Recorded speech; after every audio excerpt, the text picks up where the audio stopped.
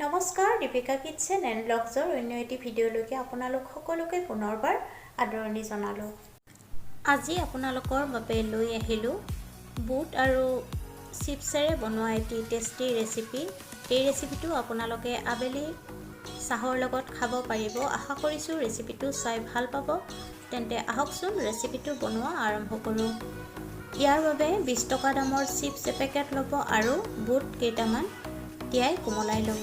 PAN এখন গৰম হ'বলৈ দিব আৰু গৰম হ'লে সৰিয়হৰ তেলখিনি দি দিব আৰু তেলখিনি গৰম হ'লে তাত মিহিকৈ কাটি লোৱা পিঁয়াজ, বিলাহী আৰু জলকীয়াখিনি দি দিব আৰু একেলগতে কোমলাই লোৱা বুটকেইটা দি দিব লাগিব।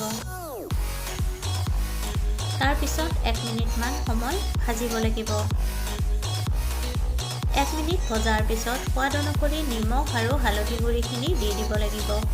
নিমখ হালধি দিয়াৰ পিছতো লৰাই কিছু সময় ভাজিব লাগিব। এতিয়া তাত চিপছ দি দিব লাগিব। চিপছখিনি হাতেৰে মোহাৰি দি দিব। একেবাৰে সহজ ৰেচিপি, আপোনালোকে নিশ্চয় এবাৰ এনেকৈ বনাই খাই চাবচোন।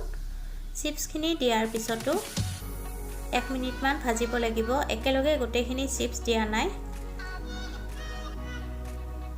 এয়া বুট আৰু চিপছৰ ৰেচিপি ৰেডি হৈ গ'ল। এতিয়া এটা বাটিত উলিয়াই ল'ব।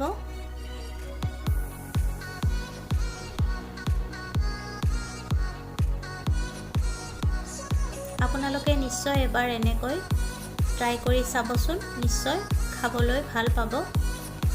এতিয়া কাটি লোৱা পিঁয়াজ, বিলাহী আৰু চিপছৰ যিখিনি আধা ৰৈ গৈছিল সেইখিনি দি ভালকৈ মিহলাই ল'ব।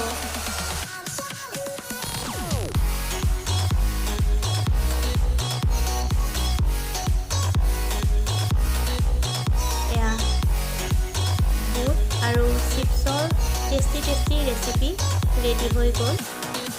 মোৰ এই ৰেচিপিটো চাই ভাল পালে ভিডিঅ'টোত লাইক, কমেণ্ট, শ্বেয়াৰ আৰু চেনেলটো ছাবস্ক্ৰাইব কৰি ল'ব আৰু আপোনালোকৰ বন্ধু-বান্ধৱীৰ লগত শ্বেয়াৰ কৰি দিব। পুনৰ উপস্থিত হ'ম। আজিলৈ আহিলোঁ। ধন্যবাদ।